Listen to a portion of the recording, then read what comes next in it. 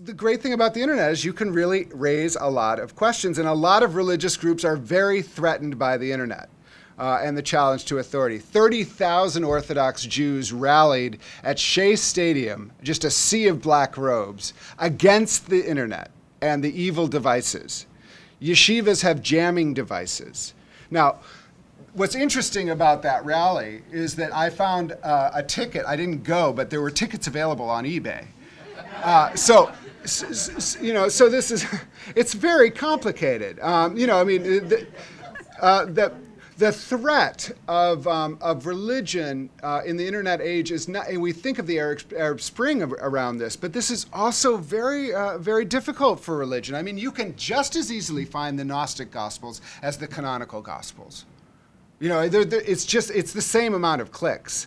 So you really have to, so what's interesting now is figuring out who is an authority.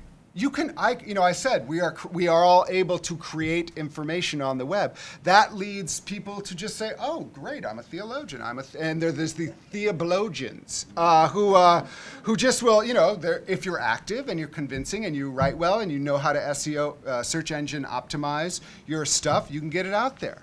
There was a big thing, it's not so big anymore, but there was something called Second Life, where it was kind of a virtual reality. And there was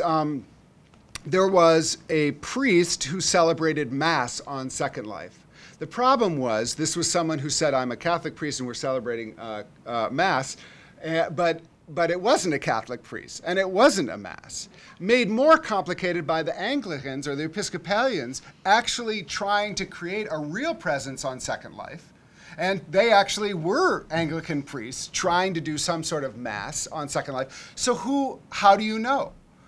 This is a very difficult thing for religious leaders. And so what's interesting to see is how traditional brick and mortar churches and synagogues and religious leaders have gotten into the internet game, starting with the Pope. I mean, the Pope in the last 2 years has been very interested in making sure that the Catholic Church got more into social media and into the internet. He wrote in 2010. He said, "Our priests are called to respond pastorally by putting the media ever more effective." By the media, he means the internet, more effectively at the service of the word. So what was interesting last Lent, not this most recent, not now, but last Lent, the Pope got a Twitter handle, and it was such a bad Twitter handle that Jon Stewart made fun of it. It was called Pope to You Vatican, which is a horrible, but then recently, of course, the Pope, with a lot of fanfare, got rebooted and had Pontifex, which immediately got him over 1 million users. It's unclear followers. It's unclear exactly what's going to happen to that Twitter handle.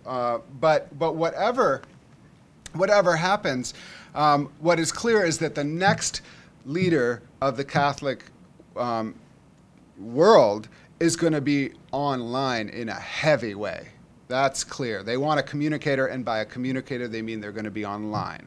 It's very important to mention. So this is, as I said, there's something liberating about this sort of anarchic web, but there's also something very dangerous about it. So people with no credentials can easily rise and be very influential on the web.